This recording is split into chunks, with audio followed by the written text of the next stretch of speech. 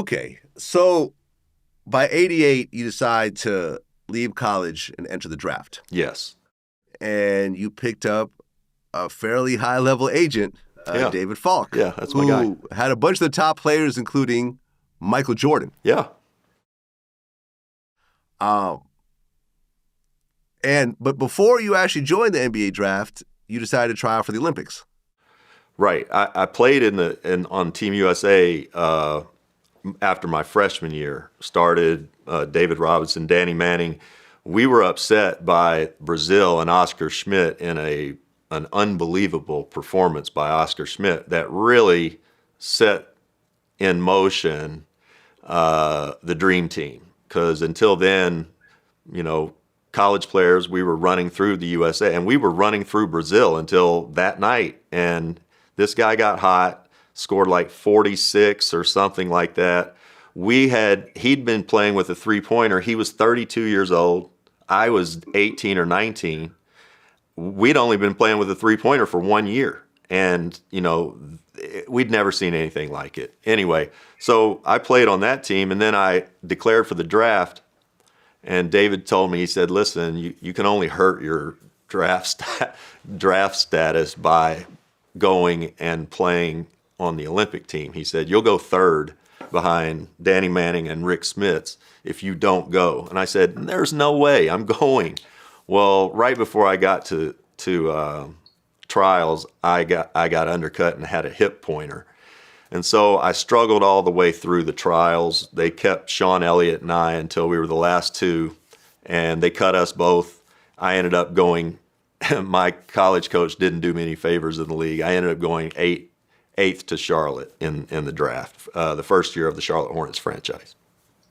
Okay, so like you said, the NBA draft came around, and the Charlotte Hornets are an expansion team. Right.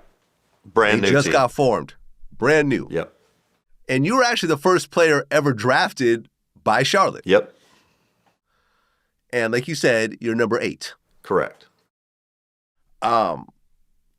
So you get drafted. I mean, how did it feel after all this time? Because look, at the end of the day, yes, you're very talented in high school. Yes, you're very talented in college.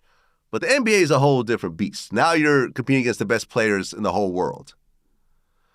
Right. And not everyone makes it to the NBA, even if they have a basketball coach dad or whatever else. Well, and, and you're not making money up to this point either. When you finally got drafted, in a fairly high draft pick, how did it finally feel at that moment? Well, first I was making money in college. I was being paid in college under the table, so I had some money. Then that's okay. That's part of how I got to UK.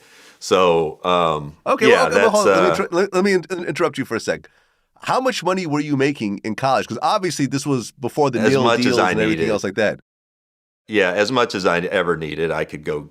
I knew where to go to get it, and many times it was just given to me. Yeah, boosters, yeah. Boosters. And before I left, I was offered $700,000 to stay another year at Kentucky. Wait. This is in the 80s. You were offered $700,000 to play one more year in college. Right, in the 80s. And I remember at the time when that happened, then that's in the book also. I remember in that moment, because my parents weren't in the room, it was just really weird. And I just remember thinking, they're trying to get me to stay, and this is definitely making me want to leave, because what are you telling me? You could have been doing this the whole time, and now, I'm threatening to leave, and now you want to come out of pocket with some money, like real money? And so that made kind of my decision to leave easy. Now, the next year I signed my contract, and it was for $675,000. So I took a pay cut to leave school. Well, I just looked it up while you were talking. $700,000 in today's dollars is like $1.8 million. Right. Yeah. Yeah. Wow. Oh, I felt like I had people were dishing out that type of money just so they could have one more in college player on college. That's in college. Wild. So that just tells you,